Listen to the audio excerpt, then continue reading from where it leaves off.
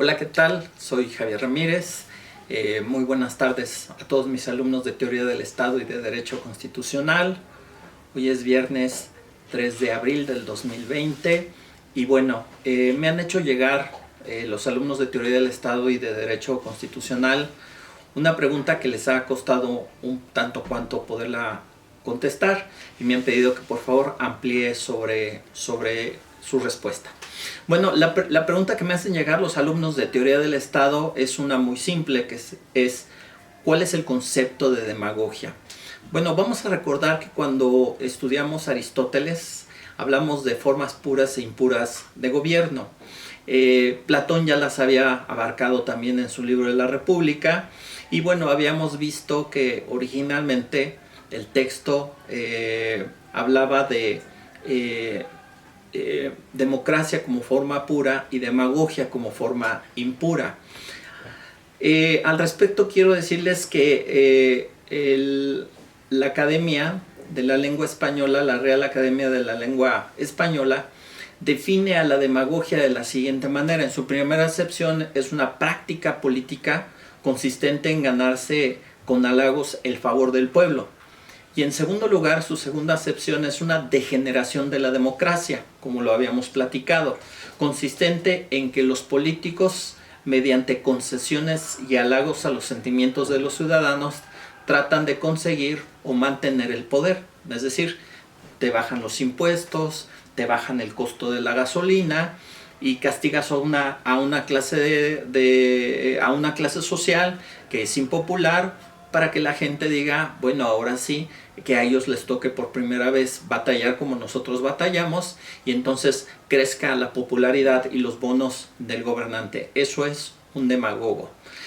Aunque debemos decir que en la actualidad al demagogo se le identifica como populista, ¿no?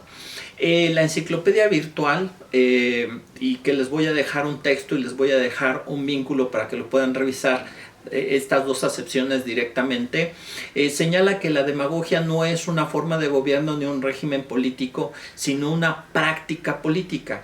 Dice que es producto de una crisis o corrupción de la democracia que busca el apoyo de las masas estimulando aspiraciones irracionales mediante promesas ilusorias. Este gobierno es generalmente autoritario y corrupto, de unos pocos en nombre de la multitud. El demagogo generalmente surge en especiales circunstancias históricas, cuando hay frustración, cuando hay crisis de expectativas, cuando se considera que el futuro es terrible, es una visión de túnel en donde parece que no hay salida, ¿no?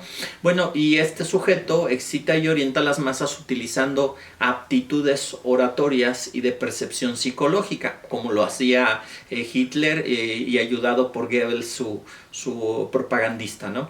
Hacia fines de la satisfacción inmediata, con lo que consigue, le otorguen un creciente poder.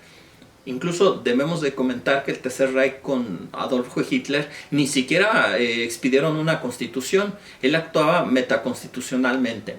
Las características quizás más notables de la demagogia es la constante invocación de futuros ilusorios y la total falta de una política de proyección real a largo plazo, ¿no?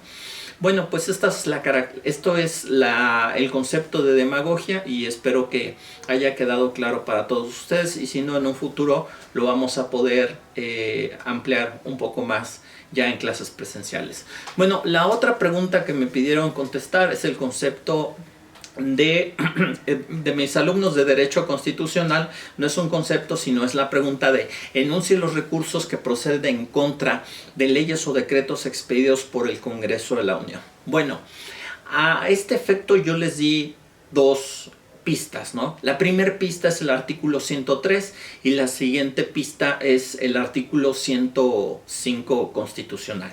Bueno, estos tres artículos, déjenme decirles que contienen lo que se denomina los medios de control constitucional.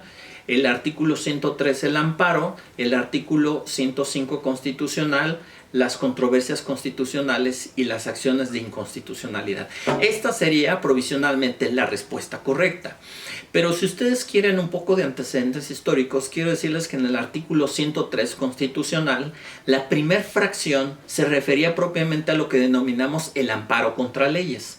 Dice, fracción primera, por normas generales. Esta es la clave cuando encontramos la expresión normas generales.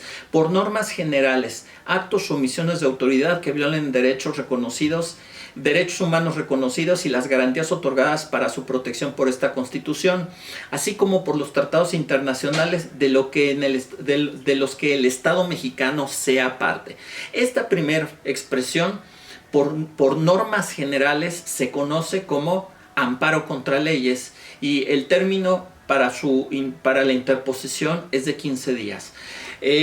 Por lo que respecta a las fracciones 2 y 3, esto se va a ampliar como abanico en los artículos en el artículo 105 constitucional, particularmente en la fracción primera y en la fracción segunda. Pero de antemano, en este mismo artículo 103, ya nos avisora el concepto de normas generales. Ya reformado el artículo 105 e incorporadas las controversias constitucionales y las acciones de inconstitucionalidad, y a este efecto quiero decirles que estos análisis no forman parte de una materia que se llama derecho constitucional, sino del juicio de amparo y de procesal constitucional, en donde ustedes van a ver estos juicios extraordinarios. Es importante mencionarlos o enunciarlos por lo menos en el curso de derecho constitucional para tener un curso completo de derecho constitucional. Obviamente sin el prejuicio de que en un futuro y en las materias correspondientes vean todo esto, porque requiere desde luego un semestre para su estudio en cada uno de estos casos, ¿no? Bueno, cuando hablamos del artículo 105 constitucional y nos referimos a controversias constitucionales, la palabra clave que vamos a encontrar es sobre la constitucionalidad de sus actos o disposiciones generales. Bueno, una disposición general es una ley.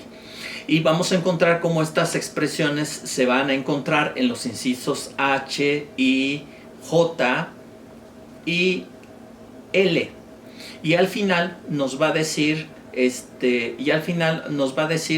que quienes promuevan estas controversias constitucionales solamente los va a beneficiar al promovente siempre y cuando la Suprema Corte de Justicia, la sentencia correspondiente no hubiera sido aprobada por una mayoría de 8 votos. Si es aprobada por una mayoría de 8 votos, se convierte esta sentencia esta sentencia tiene efectos generales, es decir, beneficia incluso a aquellos que no hubieran promovido la controversia constitucional. Y por lo que respecta a las acciones de inconstitucionalidad, la expresión que debemos o necesitamos que buscar es la que en el texto que les voy a poner en el Google Classroom viene en negritas, que dice en contra de leyes federales, y lo vamos a encontrar en el inciso A, B, C, D, F, G, H y también en el inciso I. Bueno, pues lo único que yo quería era ampliar esto para que ustedes no se quedaran con una respuesta un tanto cuanto limitada, escueta, y supieran que los recursos que proceden en contra de leyes o decretos expedidos por el Congreso de la Unión son amparo contra leyes, controversias constitucionales y acciones de inconstitucionalidad. Y en el documento que les dejo en internet y que les dejo en Google Classroom van a poder ver esta distinción. Finalmente, en la parte en la última página del documento que les voy a poner, les voy a poner un gráfico hecho por la Suprema Corte de Justicia de la Nación sobre medios de control constitucional, que les va a permitir diferenciar entre controversias constitucionales y acciones de inconstitucionalidad, y van a señalar los artículos, quiénes son los promoventes y cuáles son los efectos de la sentencia para su mejor comprensión. Bueno, pues me despido deseando que todos ustedes se encuentren bien, sus familias, cuiden a sus seres queridos, en concreto a sus adultos mayores. Y bueno, pues nos seguimos sintonizando por este medio, medio que estamos utilizando, que es YouTube, y que Dios los guarde con salud y bendiciones. Indivisa Manet.